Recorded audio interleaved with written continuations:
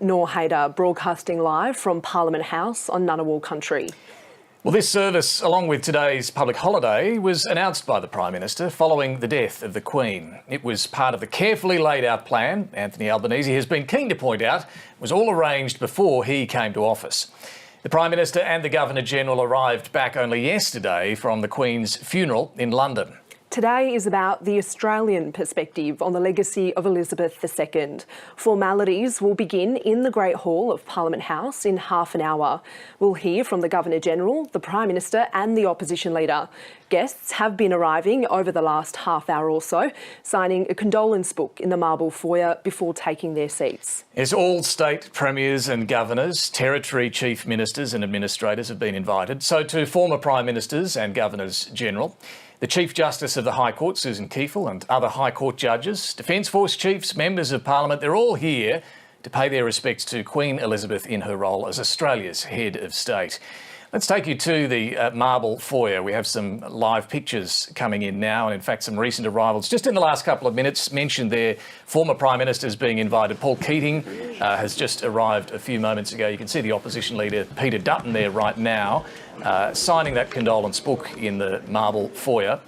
And I think that's the Speaker of the House, Milton Dick, by his side there. But just a couple of minutes ago, Paul Keating arrived along with Dan Andrews, the Victorian Premier, John Howard a few minutes before him, Scott Morrison and his... There are the pictures from just a few minutes ago of the Paul Keating entourage, nor as they arrive here. And Paul Keating, it must be said, the day after the day of the Queen's death, issued a lovely tribute to the Queen, a well-known Republican, someone who in fact told the Queen herself during one of his meetings as Prime Minister that he would be seeking for Australia to move to a republic, but held the Queen in such high regard, and that statement he issued about her commitment to public service and public duty as opposed to the private and the self was such a terrific tribute on the day of the Queen's death. Andrew Barr, the Chief Minister of the ACT, signing that condolence book as well. But this is a day, nor when those former Prime Ministers, former Governors-General, we saw Quentin Bryce a few moments ago as well, coming here, as you point out, this is all about her role as Australia's head of state today. In Canberra, where this is taking place, was a pretty special place for the Queen. It was, according to the former Chief Minister, Katie Gallagher, was the Queen's home away from home. We know that Queen Elizabeth II visited Australia 16 times during her 70-year reign. On 14 of those visits, she came here to Canberra and, of course, back in 1988, opened this very building that we're in and attended a function in the Great Hall where her memorial is being held. She opened this building, Parliament House. She opened the National Gallery, the High Court building, of course the Carillon, which has now been named, the island on Lake Burley Griffin has been named Queen Elizabeth II, where that Carillon stands. These are some pictures of that visit in 1988, opening this building, Parliament House. You can see Bob Hawke, Prime Minister at the time, there, and a big crowd outside the new Parliament building in Canberra. But she had opened sessions of Parliament in the old, what's now known as the old Parliament House building as well. Of course, her first visit here was on that grand tour, I suppose, 1954, the first time a reigning monarch had visited Australia, and this was a very long visit for the then young Queen that took in Canberra as well. Yeah, it was a 2-month-long visit. She visited pretty much every capital city, I think, except for Darwin, possibly along with some 70 regional towns across the country. And of course, she was only 27 at the time, coming to Australia some 2 years after ascending to the throne back in 1954. And her final visit to Canberra was her final visit to Australia. She was here for the Commonwealth Heads of Government meeting in Perth, but also came here to Canberra. A special reception was held in the Great Hall where today's service will take place. And look, amongst the events that took place on that visit, the Australian Girls Choir sang at that reception. They'll be singing at today's memorial service as well. But the Queen, from 1954 right through until that final visit in 2011, as you mentioned, that special attachment to Canberra, the most visited city in Australia, unsurprisingly being the national capital. Let's go to Henry Bello, who's down there in that marble foyer just outside the Great Hall where the service will take place, that marble foyer, Henry, where the condolence book is being signed by all those arriving today. A lot of preparation has gone into today's service. Yeah, that's right, David. Good morning. An incredible amount of work has been done by public servants in this building who've been planning for this for some time. We're expecting 600 people to go into the Great Hall of Parliament House. Almost everybody is now in there. There are a couple of people still trickling through the marble foyer. And as you mentioned, we've had some really quite senior politicians coming through. Also some former Prime Ministers, Scott Morrison, John Howard and Paul Keating, have all come through signing condolence books on their way in. We've also had ambassadors doing so as well. The Chinese ambassador, who was also at a flower-laying ceremony here at Parliament House shortly after the Queen died. So an incredible amount of work has been done with public servants here very early in the morning arranging the seating. There is also quite a security process underway here as well. Parliament House is actually closed to the public, which is very rare for that to occur here at Parliament House. It will open later today, but the fact it's closed with this many dignitaries in the building is just another sign of how significant this national memorial service is, David. So, Henry, the service itself gets underway in just over 20 minutes from now. What can we expect? So it's going to start with a moment's silence for the Queen, bang on 11 o'clock. We'll have a welcome to country and then we go into some speeches. The first up will be the Governor-General, David Hurley. Then we'll hear from the Prime Minister, Anthony Albanese. Of course, both men just back in the country from having attended the funeral service in the United Kingdom. We'll also hear from the opposition leader, Peter Dutton. There is going to be some musical performances, as you alluded to there. We'll have the Australian Girls Choir performing a hymn. They are a choir that has performed for the Queen on previous visits to Australia. And then we'll also have Anthony Kalia, known to many Australians from Australian Idol, of course an ARIA winner as well. He's going to be performing You'll Never Walk Alone, a song famously associated with the Liverpool Football Club, which took on a real special meaning for first responders during the pandemic in the United Kingdom. And then at around noon, we're going to have a flyover from the Royal Australian Air Force, weather permitting. So it's a reasonably short service, but an incredibly significant one that will be starting in about 20 minutes. Henry Bello, thank you. We'll check in with you a little later on as further arrivals continue there in the marble foyer. Also outside the building, large video screens have been erected in Federation Mall. Members of the public have been encouraged to come along and view the service. Reporter Talia Roy joins us now from Federation Mall. Talia, what's happening on the lawns of Parliament House for the National Memorial? Good morning, Nor. Well, as Henry mentioned, Parliament House is closed to the public today, but the public has been invited down here to the lawns to view the memorial service in real time on big screens that have been set up on the lawns. People have been starting to trickle down. I'd say there's about 150 people down here today. The people who were here quite early were treated to an extended video tribute showing all of Queen Elizabeth II's many visits to Australia and Canberra. Flags down here are being flown at half-mast and many mourners are wearing black. We're expecting a little later on after the service that the Royal Australian Air Force will do a flyover of Parliament House in respect of Her Majesty the Queen's passing. There is also expected to be an Indigenous Abolish the Monarchy protest, which will take place later this afternoon out front of the Aboriginal Tent Embassy. And Talia, what have mourners who are gathered outside of Parliament House told you this morning? Well, Nor, there was a little bit of confusion. Some people thought they were going to be allowed inside Parliament House, and so they were somewhat disappointed when they were told, no, you have to go back and watch from the lawns. But nonetheless, it is quite moving down here. They're watching the video display.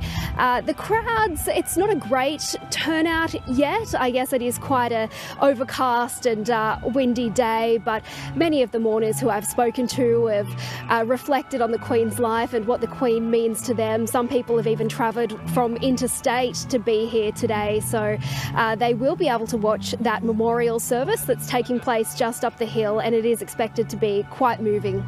Talia, thank you. Well, Talia points out they're not a great turnout. We've got some pictures right now of Anthony Albanese and his partner Jodie. They're arriving. The Prime Minister through the marble foyer there. The Prime Minister will greet the Governor-General, David Hurley, out the front, I understand, on what's wonderfully titled the Great Veranda. That section just out the front doors of Parliament House there. You can see also greeting those who will be doing a welcome to country at the start of this service as well. Once the Prime Minister's greeted the Governor-General, they'll sign that condolence book and then formally enter the Great Hall. Look, Talia mentioned outside the building, and you could see it there while she was talking, not a great turnout. I'd say that's a pretty thin number, particularly when you contrast what we've witnessed over the last, 2 weeks almost in London. Very different context, of course, but the fact that this is now nearly 2 weeks on, perhaps that explains some of that scarcity of the public wanting to assemble outside in front of those two giant screens that have been erected there. Perhaps the weather, as Talia indicated there as well. But we should also point out here, Nor, too, that the length of the ceremony, the protocol, all that's been involved over the last couple of weeks, many perhaps have regarded this as entirely appropriate to mark the passing of Australia's head of state for 70 years in Queen Elizabeth. But some have also found this way over the top and even offensive, and particularly some Indigenous Australians who do see the monarch as symbolising colonisation and dispossession in Australia. There are, as Talia mentioned, some protests happening. One will be at that tent embassy here in Canberra, just across from Old Parliament House down the hill from here. But there are also going to be some protests. We know they are planned in Melbourne and in Sydney later today as well, and timed to coincide with this public holiday, this National Memorial Service day today. Yeah, protests being led in large part by Indigenous organisations. Many Indigenous Australians have expressed frustration over the recent days, particularly since the Prime Minister announced that today would be recognised as a national day of mourning. Indigenous people have long been calling for a day of mourning to be held on January 26, and we know that these protests around the country will be highlighting that message. And we're going to bring that to you. We're certainly not going to just focus on what's happening inside the building. We want to bring you the full picture of what's going on outside as well, and that includes not just here in Canberra but, as mentioned, in other cities as well. Dana Morse is in fact there at the tent embassy where this protest is planned for today. Dana, what can you tell us about what's happening there? We're all good. Hi David, are you coming to me? Yes, Dana, we're with you right now. Just paint a picture for us of... sorry, I said you're at the tent embassy. You're, of course, at Birrong Mar. You're in Melbourne. Here.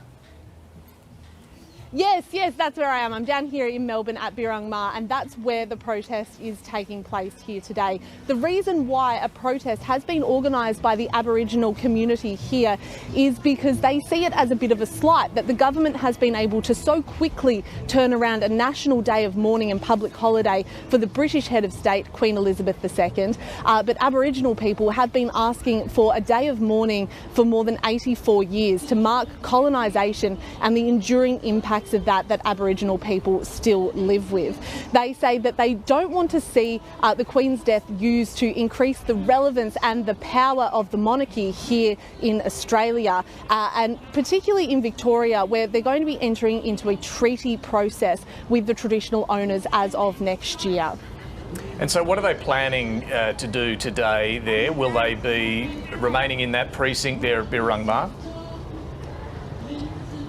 So there is going to be a march going into the city from Birrong Mar. It's not supposed to kick off for another couple of hours, but as you can probably see behind me, it's quite busy. There's quite a few things happening. We've seen people coming down already early this morning to start getting ready. There's going to be live music. We expect there'll be a few speeches as well, and then the protest will kick off in a couple of hours, moving in towards the city. All right, Dana Morse, thank you. We'll check in with you a little later on how that all goes. I want to come back to the live pictures we're seeing just outside Parliament, the front entrance there known as the Great Veranda, the Governor-General, David Hurley, being formally greeted by the Prime Minister, and the two of them now walking through the entrance to Parliament House. They'll enter into that marble foyer in its eucalypt colours to sign that condolence book where other guests have already arrived. So this will be the formal party. They'll be greeted there in the marble foyer before making their way into the Great Hall. And the two of them, Nor, have just, of course, arrived back from that long flight to London to attend the funeral So I'm not sure how the jet lag is going for the two of them, but it's been a lot of commemoration, a lot of the focus on the tributes to the Queen from both of these men over the last 2 weeks. Yes, this is the first public event that the Prime Minister has done since returning from London. Of course, while he was there, he attended the Queen's funeral at Westminster Abbey and also the lying in state at Westminster Hall. But we know that there are some 600 guests that have now filtered into the Great Hall. As you mentioned earlier, they're alongside the Prime Minister, the Governor-General and the Opposition Leader. There are also leaders from all states and territories, Governors-General from previous years. Quentin Bryce walked in a short time ago. Head of government agencies, including people like Mike Pezzullo from Home Affairs, also made his way into the Great Hall just a short time ago. So right across, I guess, public life, there are figures now seated in the Great Hall where this memorial service will get underway from 11 o'clock, beginning with a moment of silence. And it's a gathering today of the political, the judicial, the military, the civil leaders in Australia. Both sides of politics, of course, represented and will be heard from both Anthony Albanese and Peter Dutton, but also in those former Prime Ministers who've come along as well, Paul Keating, John Howard, Scott Morrison, all there as well today. The Governor-General will deliver the opening address in this service, to be followed by the Prime Minister and then the Opposition Leader.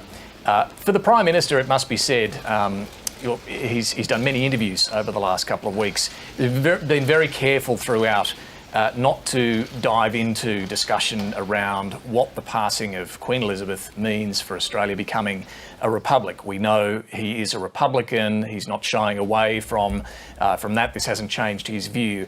But he has not wanted to, while this conversation certainly has begun in Australia following the death of the Queen, he's not been wanting to fuel it too much further by pushing his own views on this too hard. He maintains the priority for him and for his government in this term of Parliament will be enshrining the Indigenous voice to Parliament in the Constitution. Any move to a republic would come in a second term of an Albanese government. That formal procession now entering the Great Hall. We might have a listen.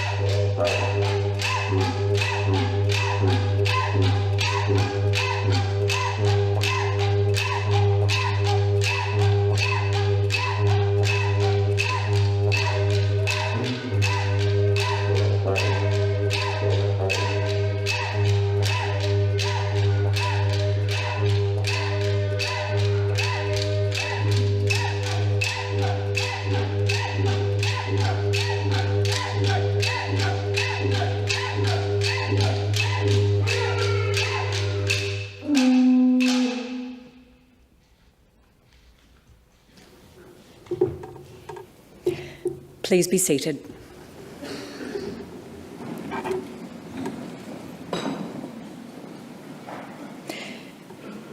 The Australian Girls Choir will now lead us in the hymn, "Here I am, Lord."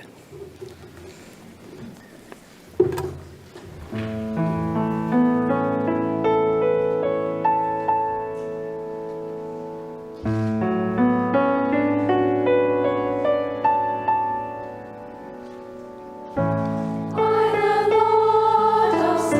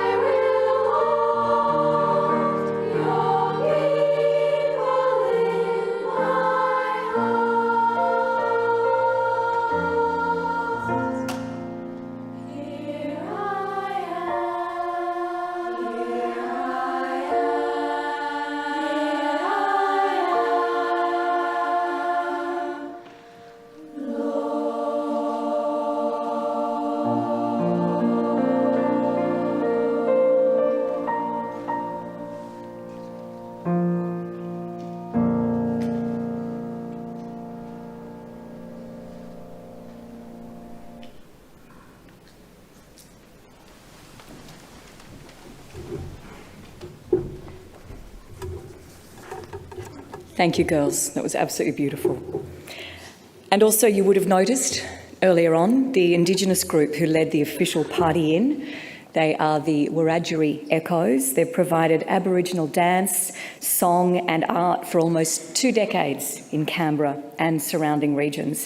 They are a family group who have brought Aboriginal language and culture into the classroom and community, and we thank you very much for your appearance here today. May I please ask everyone to stand?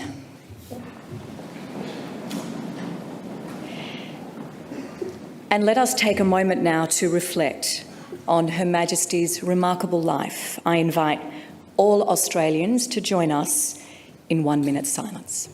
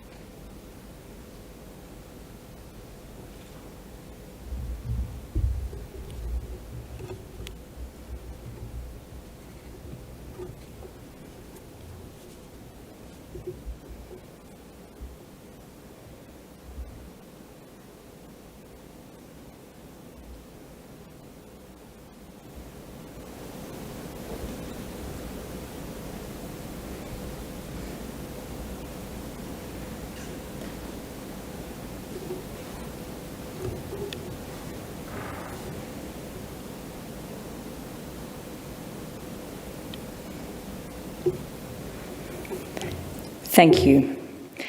Let us remain standing for the Australian National Anthem, sung by ARIA Award winner and one of Australia's finest voices, Anthony Kalia.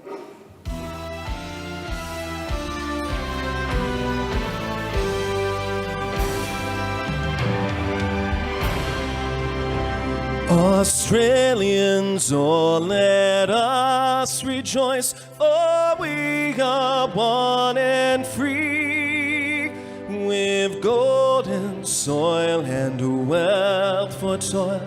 Our home is good by sea. Our land abounds in nature's gifts of beauty, rich and rare.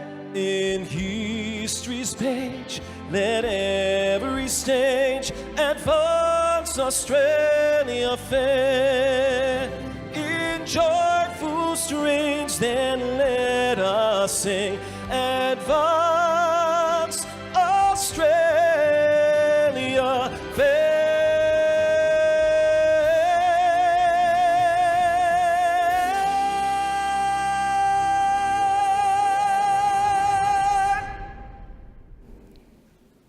Thank you, Anthony.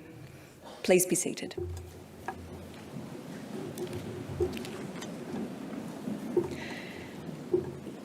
Well, good morning, everyone. I am Melissa Doyle, your MC on this National Day of Mourning. We are joined this morning by a number of distinguished guests. I acknowledge His Excellency General, the Honourable David Hurley, Governor-General of the Commonwealth of Australia, and Her Excellency, Mrs Linda Hurley. The Honourable Anthony Albanese MP, Prime Minister of Australia, and Ms Jodie Hayden. I also acknowledge state governors, the Administrator of the Northern Territory, Premiers and Chief Ministers, presiding officers, senators and members of the Diplomatic Corps, distinguished guests, ladies and gentlemen. Her Majesty Queen Elizabeth II had a special and enduring relationship with Australia. Over 16 visits, the Queen travelled the length and breadth of our vast continent, touching the lives of millions of Australians as she went. 16 Australian Prime Ministers and 16 Governors-General served during Her Majesty's 70-year reign, and she was patron of so many of our most beloved charities and organisations. The Queen's impact on Australia and Australians was profound. Her long and remarkable chapter of service above self, loyalty and love of the Commonwealth has now closed. We gather here today to reflect upon the life and legacy of Her Majesty Queen Elizabeth II. I now invite Auntie Violet Sheridan, Ngunnawal Elder, to deliver her welcome to country.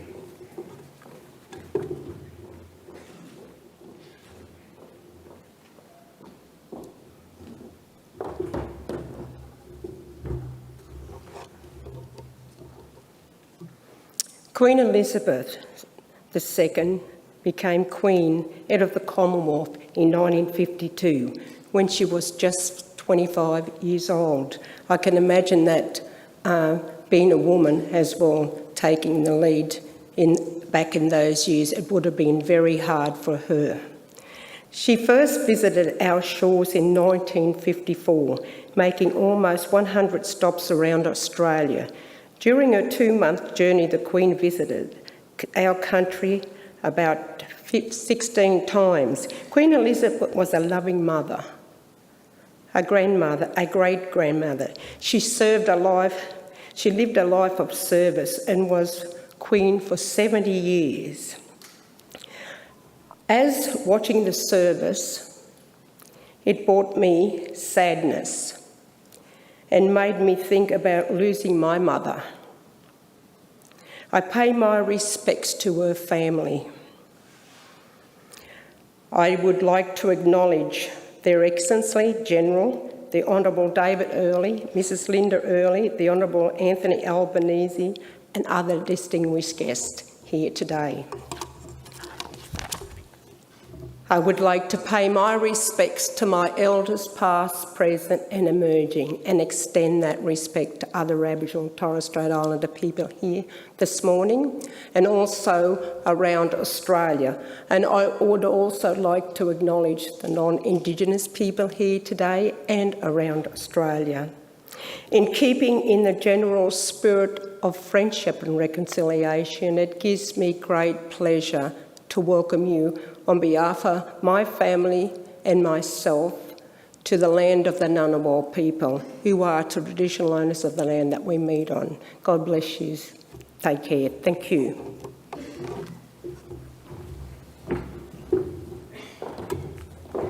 Thank you very much, Auntie Violet. Well, in 1988, Her Majesty the Queen opened the building in which we now sit. It is where the soul of Australian democracy rests.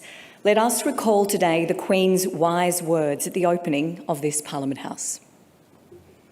This is a special occasion for the Parliament, but it is also a very important day for all the people of Australia. After 87 years of federation, a permanent home has been provided for Parliament, which is both the living expression of that federation and the embodiment of the democratic principles of freedom, equality and justice. Parliamentary democracy is a compelling ideal, but it is a fragile institution. It cannot be imposed, and it is only too easily destroyed. It needs the positive dedication of the people as a whole and of their elected representatives to make it work. I now invite to speak His Excellency General, the Honourable David Hurley, Governor-General of the Commonwealth of Australia.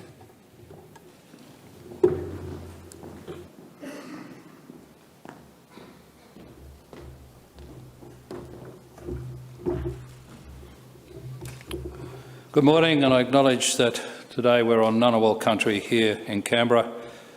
I do thank the Ngunnawal people for looking after this beautiful part of our country for us for generation after generation.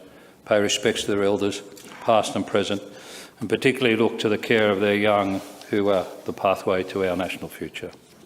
Could I acknowledge Their Excellencies the Honourable Linda Dessau, Governor of Victoria, the Honourable Margaret Beazley, Governor of New South Wales, the Honourable Barbara Barker, Governor of Tasmania, the Honourable Francis Adamson, Governor of South Australia, the Honourable Dr Jeanette Young, Governor of Queensland, the Honourable Chris Dawson, Governor of Western Australia, and Her Honour the Honourable Vicky O'Halloran, Administrator of the Northern Territory, the Honourable Anthony Albanese, Prime Minister of Australia, Premiers and Chief Ministers, Senator the Honourable Sue Lyons, President of the Senate, and the Honourable Milton Dick, Speaker of the House of Representatives, the Honourable Susan Kiefel, Chief Justice of Australia, members of the Diplomatic Corps, the Honourable Peter Dutton, Leader of the Opposition, former Governor-Generals of Australia, former Prime Ministers of Australia, former Chief Justices of Australia, General Angus Campbell, our Chief of the Defence Force, senior members of the Australian Defence Force, distinguished guests, ladies and gentlemen. Today is a sad day, a day of national mourning. The passing of the Queen, while we knew it to be inevitable, has still struck with an impact that has exceeded any expectation here in Australia, in the United Kingdom, and indeed across the globe. Amongst the sadness, though, it is also a day of reflection and celebration, a day to recognise what it means to have lived in the second Elizabethan age, to ponder what lessons we can and should draw in the months and years to come. History will remember few like Queen Elizabeth II. While we mourn her passing, we are grateful that we have witnessed and benefited from her remarkable life. Linda and I were very conscious in London, as I know other Australians in attendance were, that we were representing millions of Australians who were keenly feeling the loss of Her Majesty, and also of the privilege of being present at such an historic moment. I'm still trying to understand what I, and I dare say we, witnessed and experienced in London last weekend. Something bigger than us, but something very personal. Two moments stand out and have informed my thinking about the days since Her Majesty passed. The first, an early, very cold morning walk to and through Green Park. It was far from the pomp and ceremony of the formal events. In fact, we're in our exercise kit. As we entered Green Park, there was a strong floral scent in the air. Interlaced around the trees and through the park were thousands upon thousands of tributes. Flowers, handwritten messages and other tokens, including a sleuth of Paddington bears. Even in the early hours, it was crowded. But people weren't taking selfies or posing. They were respectful of each other, but largely contained in their own intimate and individual reflections on a remarkable individual. The second was the moment Her Majesty's casket was lowered into the Royal Vault at St George's Chapel in Windsor. I hadn't thought that I'd be emotional, but I was. She was my Queen. I don't pretend that I have a special relationship with her, though our encounters are now treasured memories, but she was part of my life. She was a constant and reassuring presence in so many people's lives. But in the next moment, God Save the King was sung with gusto. A page had turned, a remarkable chapter complete, the book, though, continuing. From these moments and other experiences over the last 2 weeks, I've observed three consistent complementary themes. First, the respect for Her Majesty as an individual. She was kind, compassionate and warm, and had a knack of putting people instantly at ease and making them feel special. Second, her bond with Australian and Australians.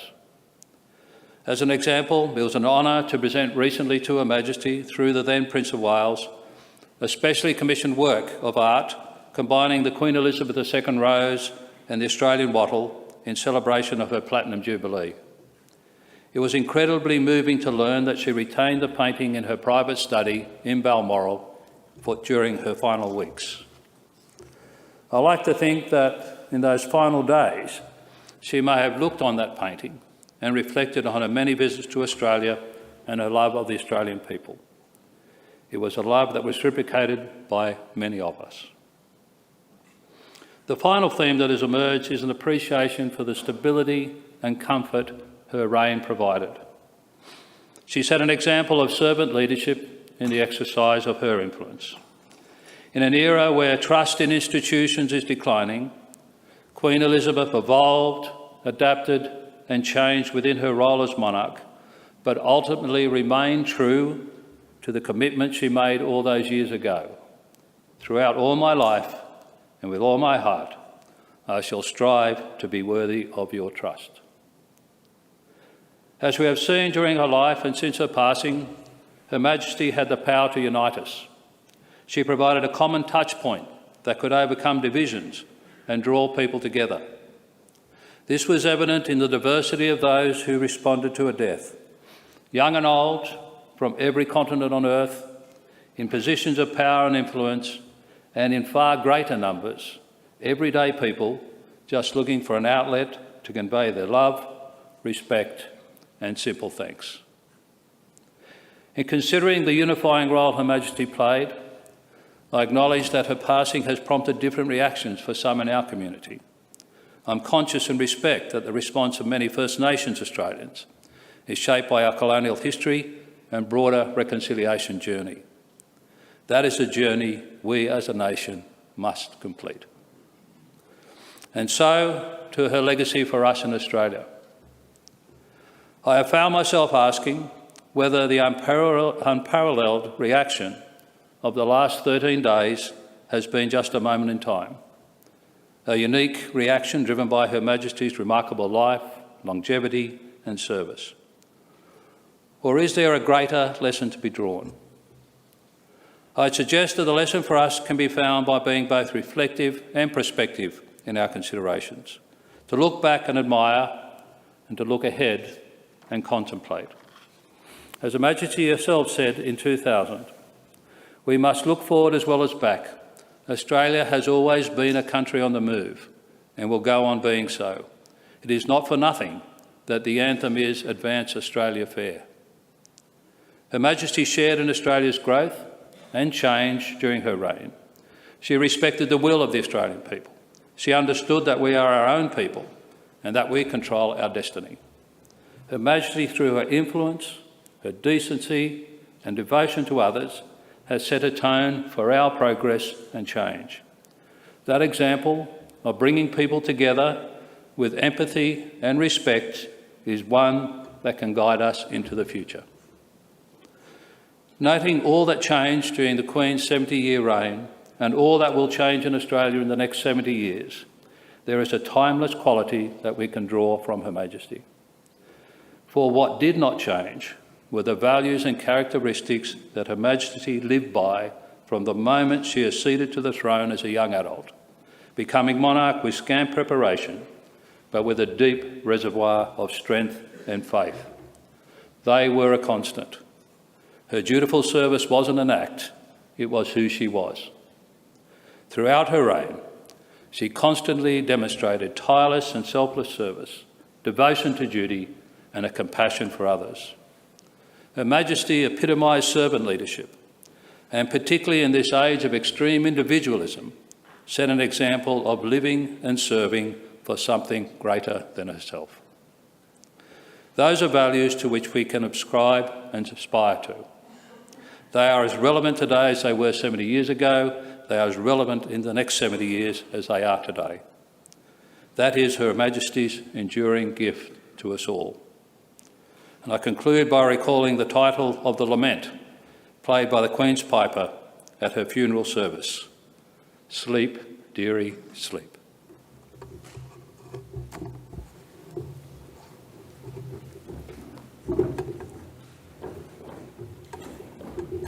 Thank you, Your Excellency.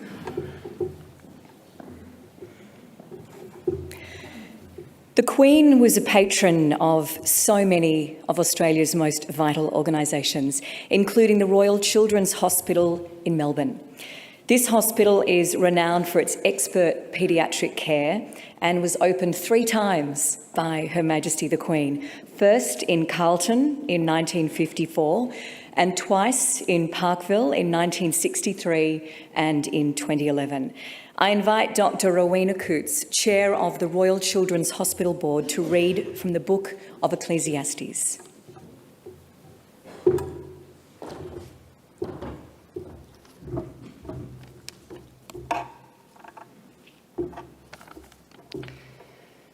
There is a time for everything and a season for every activity under the heavens. A time to be born and a time to die.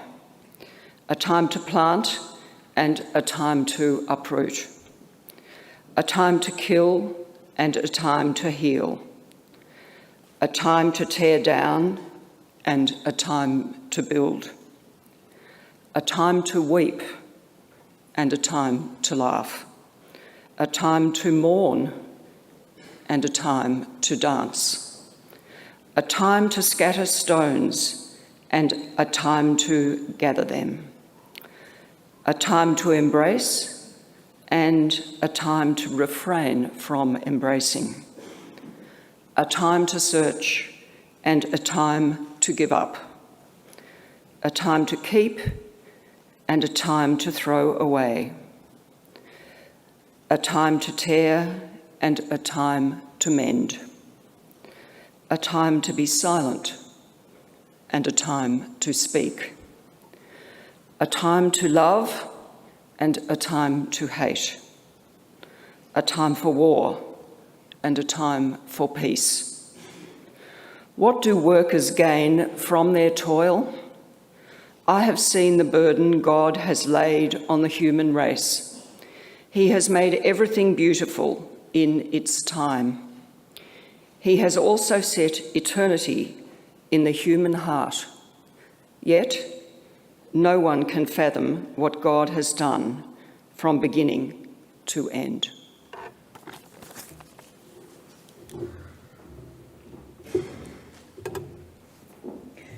Thank you, Dr. Coots. The Australian Girls Choir is well known for its superb performances and artistic innovation. The choir previously performed for Her Majesty the Queen and His Royal Highness the Duke of Edinburgh during their royal visits to Australia in 2002 and again in 2011. The choir will lead us in Psalm 23, "The Lord is my shepherd."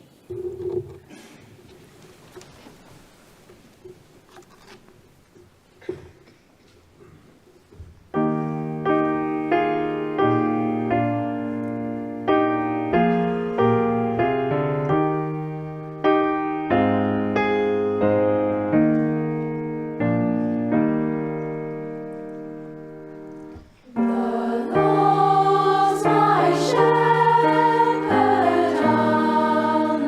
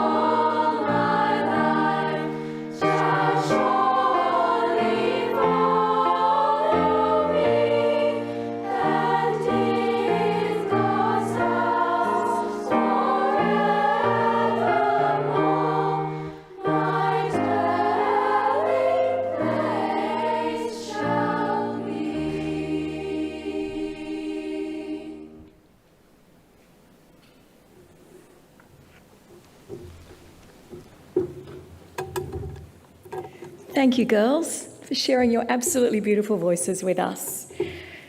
I now welcome all state governors and the Northern Territory Administrator to say the prayers of the faithful. I invite Her Excellency the Honourable Linda Dessau, Governor of Victoria, Her Excellency the Honourable Margaret Beasley, Governor of New South Wales, Her Excellency the Honourable Barbara Baker, Governor of Tasmania, Her Excellency the Honourable Frances Adamson, Governor of South Australia, Her Excellency the Honourable Dr. Jeanette Young, Governor of Queensland, His Excellency the Honourable Chris Dawson, Governor of Western Australia, Her Honour the Honourable Vicky O'Halloran, Administrator of the Northern Territory.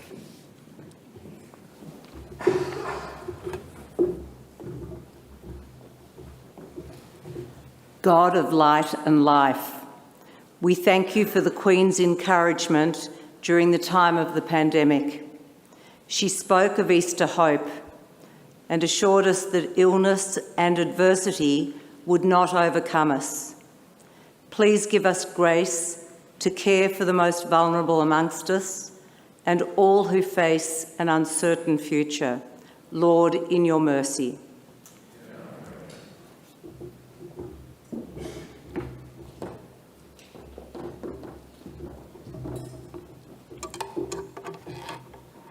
God of healing and hope, we thank you for the Queen's support during times of flood.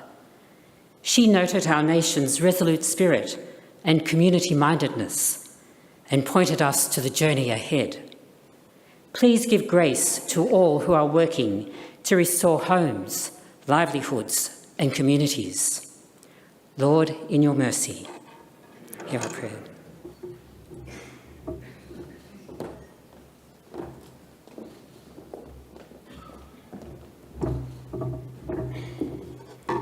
God, whose love is stronger than death, we thank you for the Queen's faith in you. She was inspired by the life and teachings of Jesus, the Good Shepherd who laid down his life for her. Give us grace to leave her in his tender care, trusting his promise of resurrection life for all who come to him. Lord, in your mercy,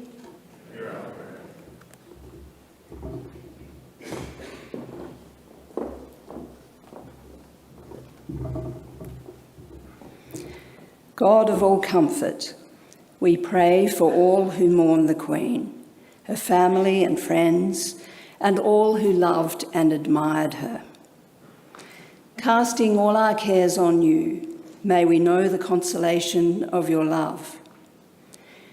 Give wisdom to those assuming new responsibilities, especially King Charles. May he be upheld by our prayers and your grace. Lord, in your mercy, hear our prayer.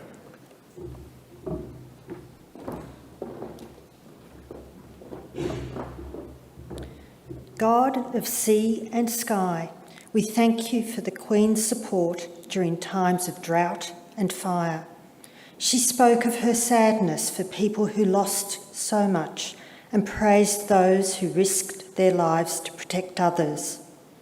Please give us grace to preserve and protect your creation for the well-being of all. Lord, in your mercy, hear our prayer.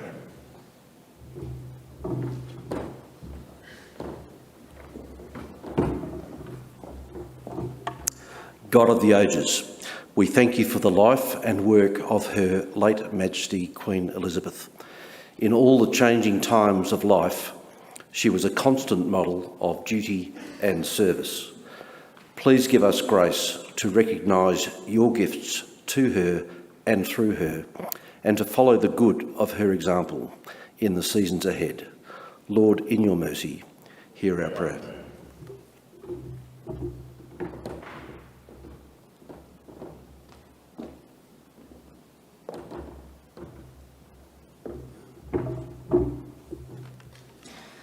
God of faithfulness and truth, we thank you for the Queen's contribution to our diverse community.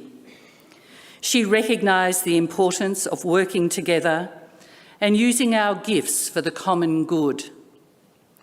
Please give us grace to embrace the gifts of our First Nations peoples and all Australians so that we walk together as one. Lord, in your mercy, hear our prayer.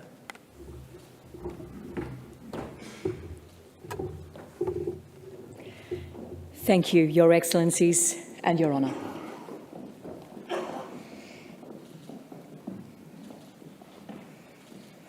I now invite the Honourable Anthony Albanese, MP, Prime Minister of Australia, to speak.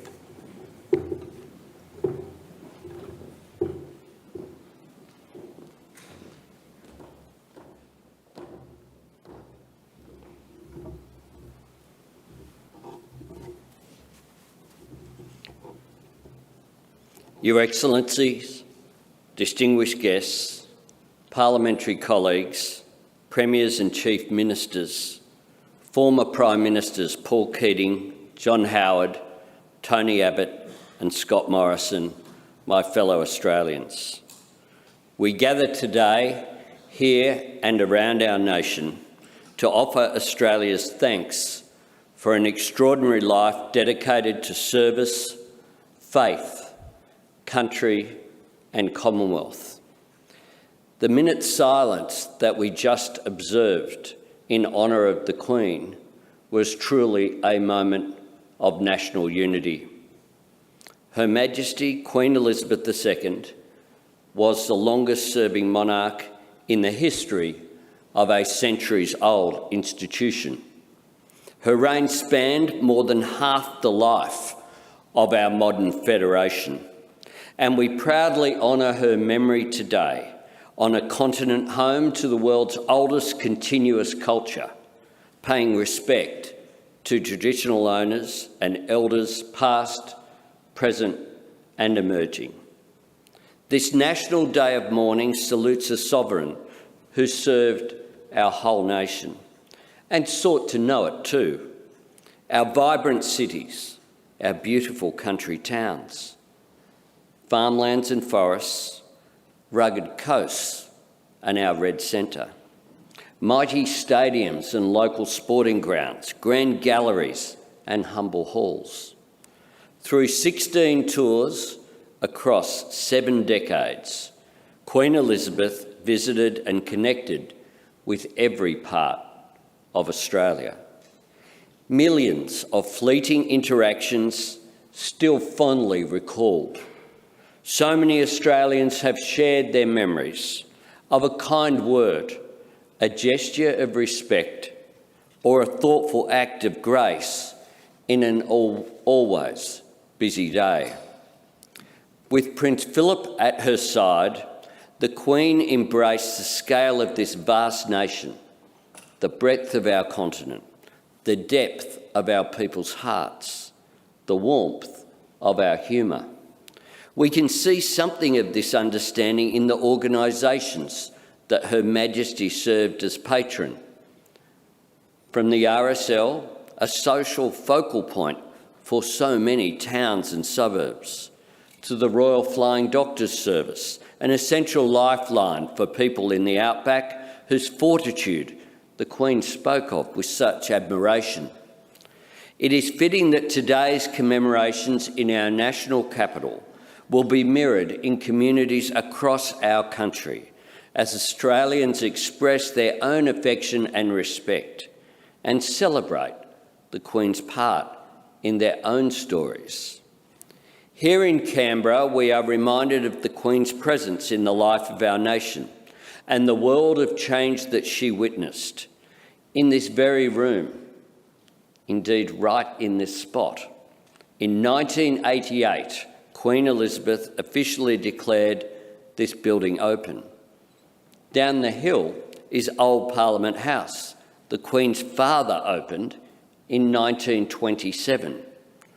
The House of Representatives, in which Prime Minister Menzies fought back tears as he informed the chamber of the death of George VI and the accession of a 25-year-old Princess Elizabeth. the old Senate where the young Queen on her first tour addressed the Australian Parliament summoned in her name, one of only a handful of women in the room at that time. The lake, now home to Queen Elizabeth II Island, was dry for that first visit. The Australian War Memorial had been open for only 13 years. The veterans of the Great War that had inspired its construction were still in their 50s and 60s. The Mint was busily imprinting pounds, shillings and pence with the young sovereign's profile. Television was 2 years away. Britain was our biggest trading partner and our #1 source of migration. That Australia of 1954, where 7 million people, think about that, 7 million out of a population of 10 million, or 70%, turned out to welcome the first sovereign to visit these shores. It was, in virtually every respect, a different nation in a different world. Think of the transformation that has redefined our great nation since.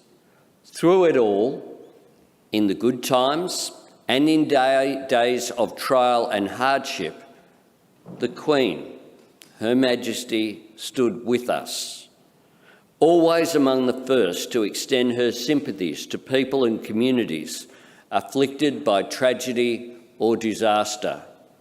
Always taking pride in Australia's progress, the Queen observed with the thoughtful perspective of decades in public life. In Adelaide in 2002, Her Majesty reflected, "I have witnessed a steady and remarkable evolution in the character of Australia and its people.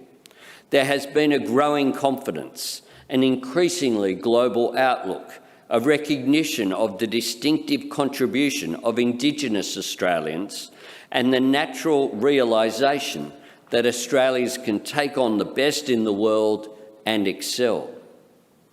In all things, including our advance to reconciliation, the Queen always wanted the best for our country. She greeted every evolution in our relationship with Britain with good grace and an abiding faith in the judgment of the Australian people. And so, amidst the noise and turbulence of the decades, the Queen endured, and so did Australians' affection for her, our sense of connection to her. Indeed, I believe those two truths run together. Our affection held strong because she did. For so many, for so long, the Queen was a rare and reassuring constant in a world of change. In an age of performative celebrity, the Queen embodied quiet dignity. In an era of fads and fashionable causes, the Queen did not seek to chase the times. Instead, she held to qualities and virtues that are timeless: love of family, loyalty to country, service to community, kindness to those in need, respect for everyone she met. In this, she represented much more than the monarchy. She stood for things that Australians loved and admired most about our own parents and our grandparents: their decency, their wisdom, their patience, their work ethic, their instinct for service above self. And as the traditions and formalities of the past 2 weeks come to a close, I think something all of us can do to meaningfully honour the life of Queen Elizabeth in an ongoing way is to take inspiration from her extraordinary example. Friends and fellow Australians, monuments to the Queen dot our landscape. The name of Elizabeth lives in nearly every city and town. Perhaps the greatest tribute we can offer her family and her memory is not a marble statue or a metal plaque. It is a renewed embrace of service to community, a truer understanding of our duty to others, a stronger commitment to respect for all. This would be the most fitting memorial to a magnificent life of service to others. May Her Majesty Queen Elizabeth II rest in eternal peace.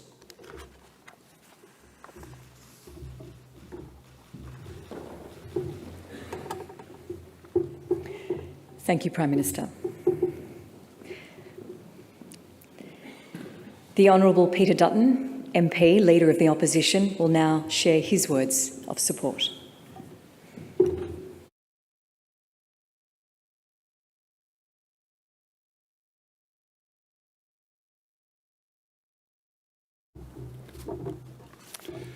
Aunty Violet, thank you very much for your words of welcome this morning. I also acknowledge the Ngunnawal people, the land on which we meet. Thank you very much, Governor-General, for your words and representing our country with great distinction in the United Kingdom, to Mrs Hurley as well, to the governors, to former Prime Ministers, former Governors-General, to the Premiers and Chief Ministers, to my parliamentary colleagues, past and present, members of the Diplomatic Corps, distinguished guests, ladies and gentlemen. On this specially designated National Day, Australia stops to remember our dearly departed sovereign. Never in modern history has there been a more dignified monarch, a more dutiful leader, or a more decent human than Her Majesty Queen Elizabeth II. If grief is the price we pay for love, then the outpouring of global grief in these past 14 days speaks to just how much she was loved. Hers was a truly extraordinary reign, the longest-serving monarch in British history.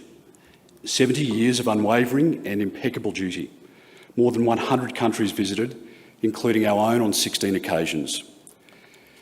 And many thousands of people met, all of whom she listened to attentively and treated as her equal. Succeeding her father, aged just 25 years old, Elizabeth inherited an empire in decline and a country crying out for national meaning in a changing world. Upon one young person, so much was expected by so many. Fate thrust a life of duty upon Elizabeth, but to duty Elizabeth would dedicate her life. She did not look back romantically on empire. Instead, she looked with pragmatism, committing herself to championing the Commonwealth. That equal partnership of nations and races, as she described it, built on friendship, loyalty, and the desire for freedom and peace.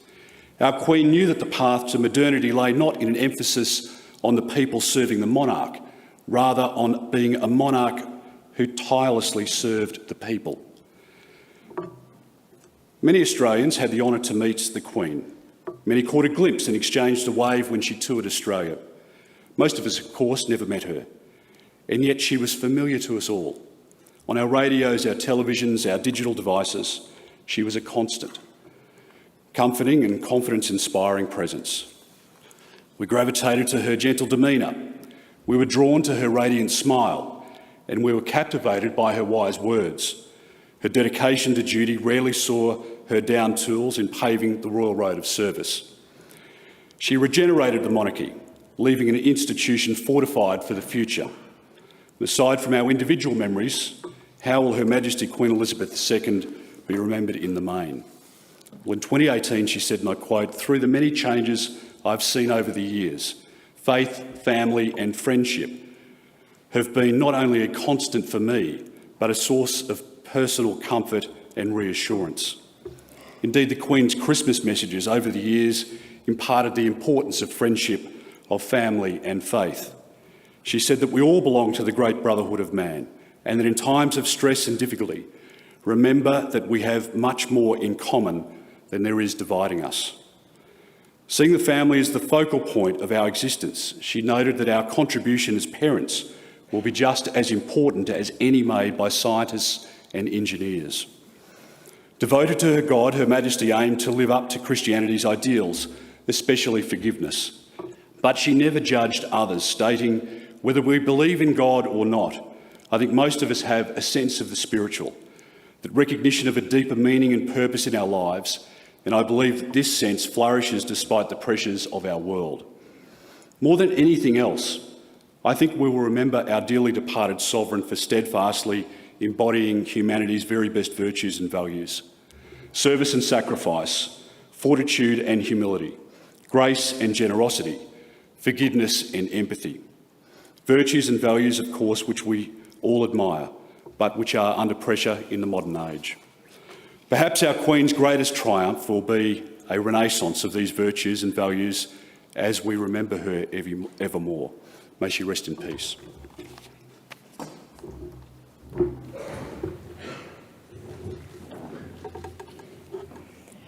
Thank you, Mr Dutton.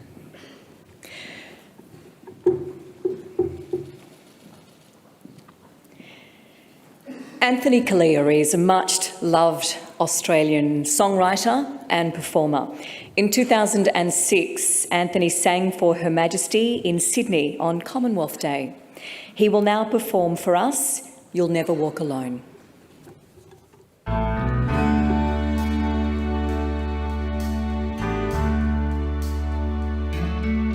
When you walk through a storm, holding your head up high, and don't be afraid of the dark.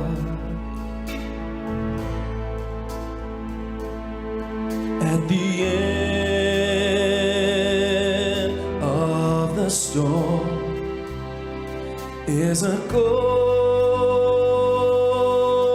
sky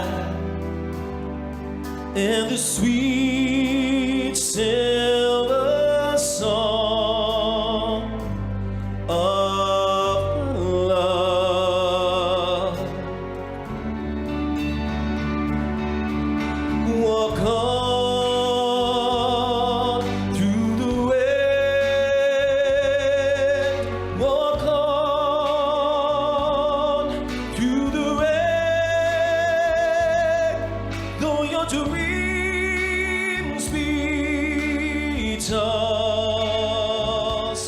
and blown.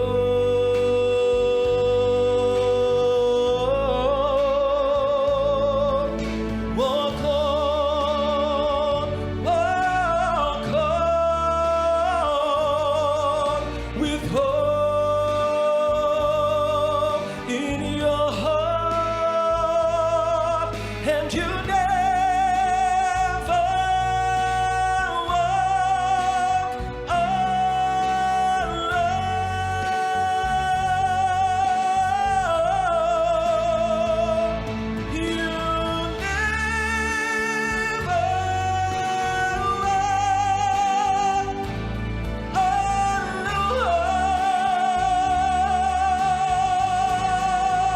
You walk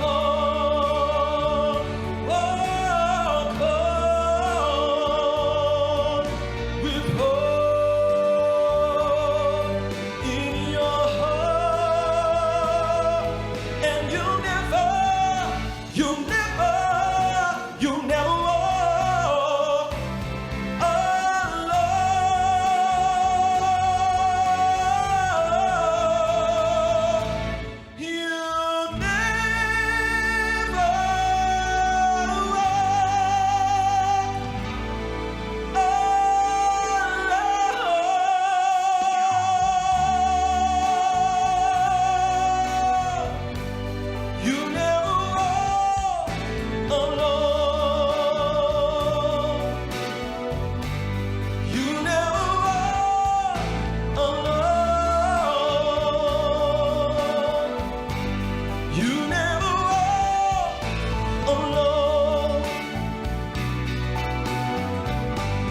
You'll never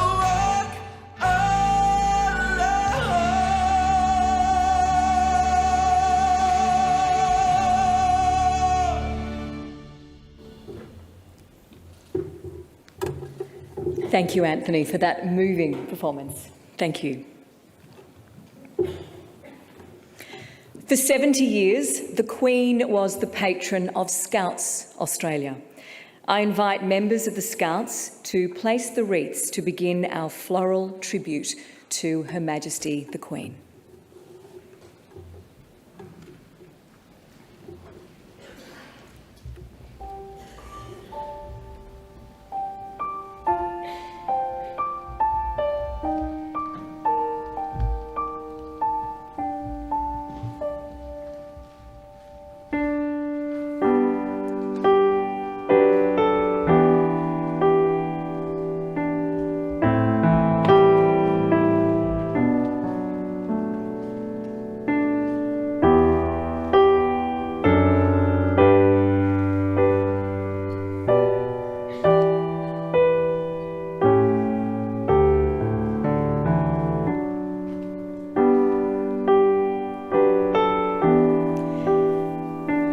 On her first visit to Australia in 1954, the Queen was gifted a yellow wattle brooch, which she wore again in 1988 when opening this building. I now invite anyone who wishes to place a sprig of wattle in a wreath to please come up in row order as guided by the protocol officers.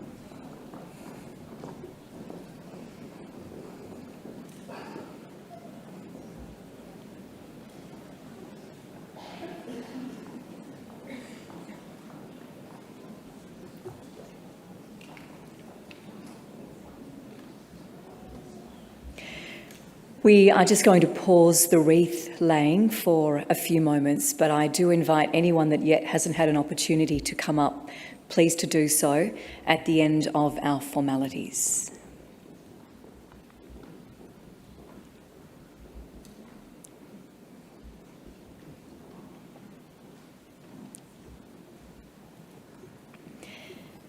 Please stand for God Save the King.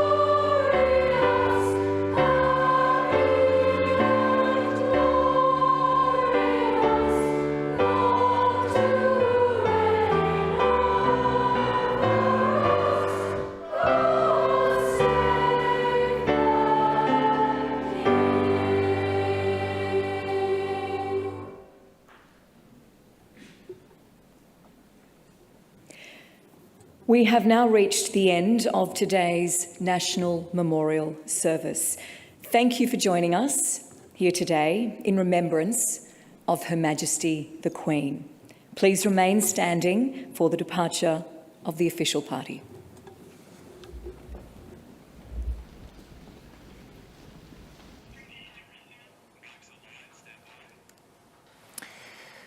And that brings to an end that National Memorial Service from the Great Hall of Parliament as the official party, the other dignitaries file out into the marble foyer of Parliament. It was, Noor Hayder, a very Australian service. That was the whole point today, really bringing to an end 2 weeks of this mourning period for Queen Elizabeth II. I say bring to an end tomorrow. We can mention this in a moment. There's a special one day of Parliament that's sitting where MPs will spend the day giving their tributes to the Queen as well. But this National Memorial Service, coinciding with a national public holiday today as well, was all about really reflecting on Elizabeth II's role as Australia's head of state. We saw, as I say, a very Australian service, the welcome to country from the Wiradjuri echoes, Auntie Violet Sheridan then delivering that welcome to country more formally, and the wattle. So much wattle, as you saw in that floral tribute towards the end, when everybody wanted to lay a sprig of wattle there. And the portrait, that formal portrait known as the Wattle Queen from William Dargie, that portrait he did of Queen Elizabeth back in 1954, prominent on stage there as well, dressed in the wattle gown that Elizabeth wore on her first night in Australia back in 1954 on that long tour, her first visit to Australia.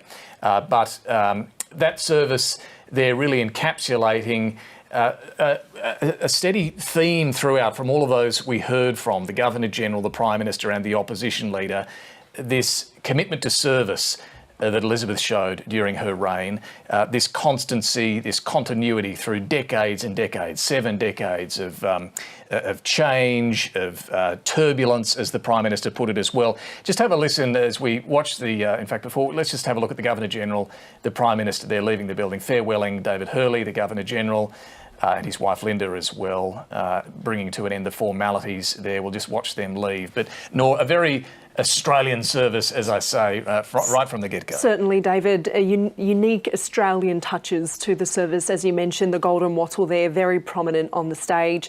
Along with that portrait of the Queen, as you said, by William Dargie, centre stage there, normally hangs in the Members' Hall here at Parliament House. But for today's service, it's been placed centre there in the stage. And of course, that wattle motif in that very iconic golden gown that the Queen wore during her tour here. Yeah, absolutely. And more of those floral tributes will continue after the conclusion there of this service. And those at the back of the room will get a chance to put their sprig of wattle on that floral wreath as well. But I want to just come back to what we heard from the speakers there in that service. And it was, as I say, a theme throughout this commitment to service that we saw from Queen Elizabeth. And the Prime Minister reflected on the sort of tribute that Australians could show. Have a look.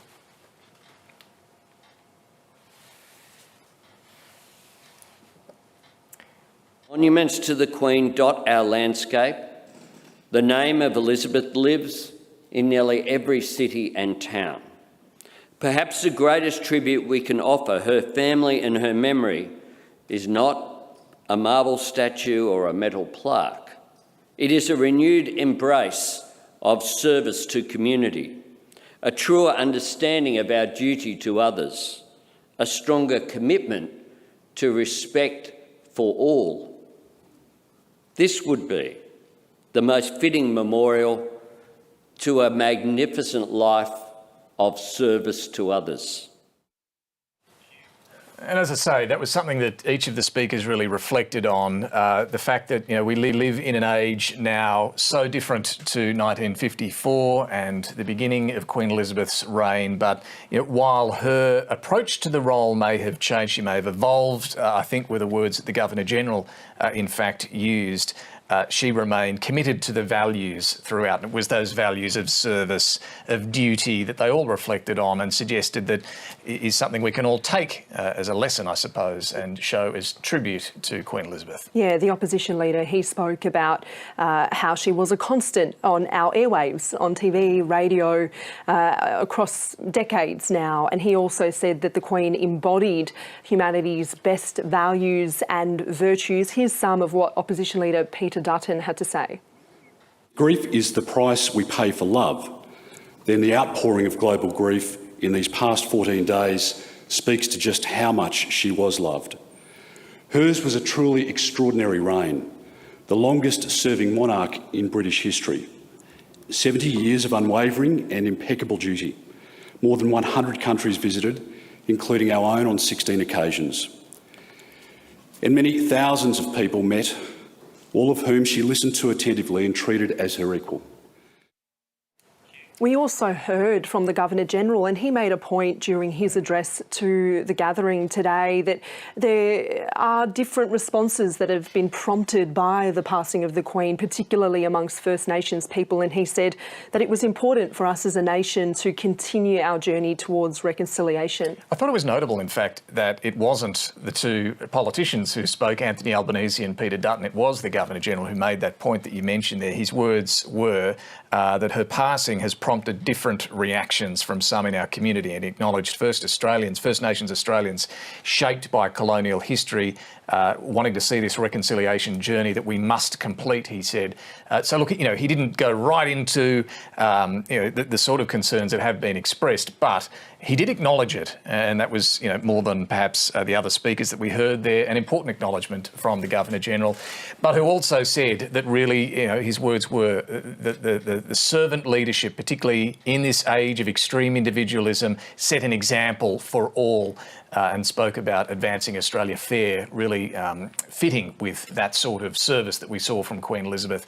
But on those concerns that we've certainly seen over the last couple of weeks with all of these tributes and ceremonies and protocols and procedures, both in London and here and with this service today, let's go to one of the protests that has been scheduled for today.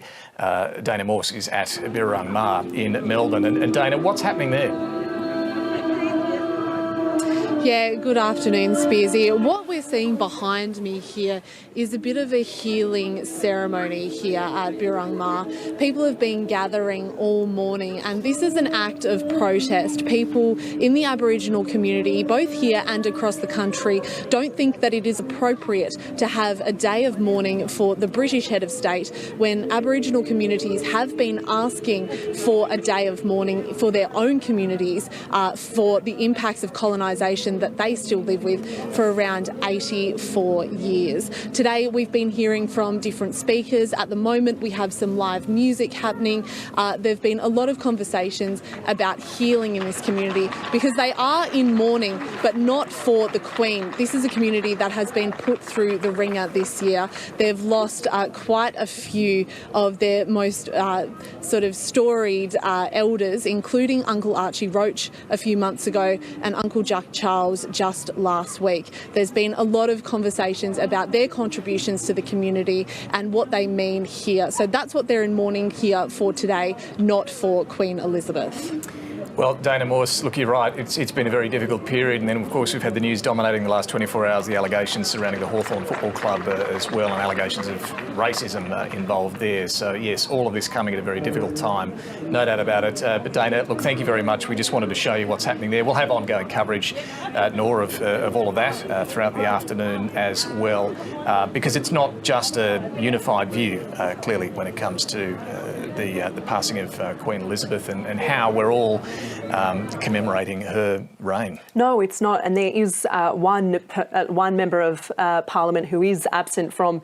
today's memorial service, and Greens Senator Lydia Thorpe made a point of not attending today, instead saying that she would be going to those protests down in her home state of Victoria, as a point saying that she doesn't believe that a national day of mourning is necessary for this country, at least with respects to the death of the Queen. She's called it offensive, and she says that there's a glorification of the Queen that doesn't quite sit right with Indigenous Australians. Others, however, have absolutely seen this as appropriate, the way the world and certainly Australia and the Australian government have responded to this and the steps that we've seen over the last couple of weeks.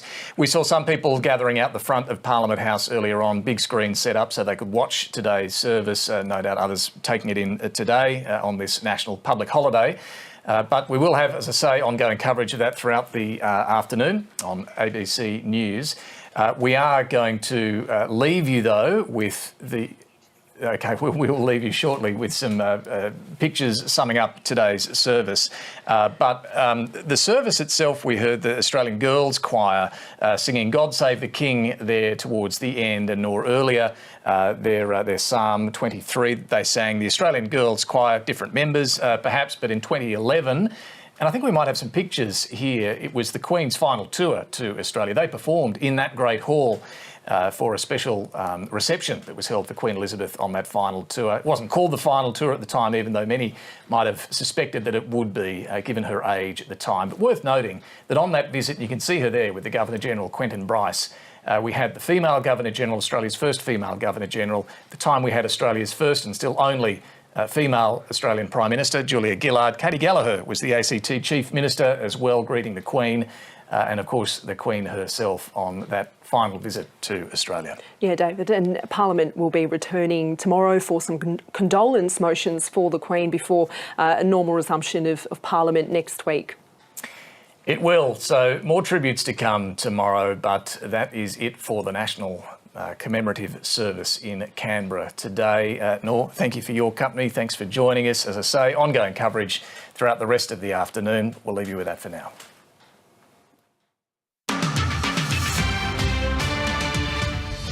Hello and welcome to ABC News. I'm Ros Childs. Here are the top stories.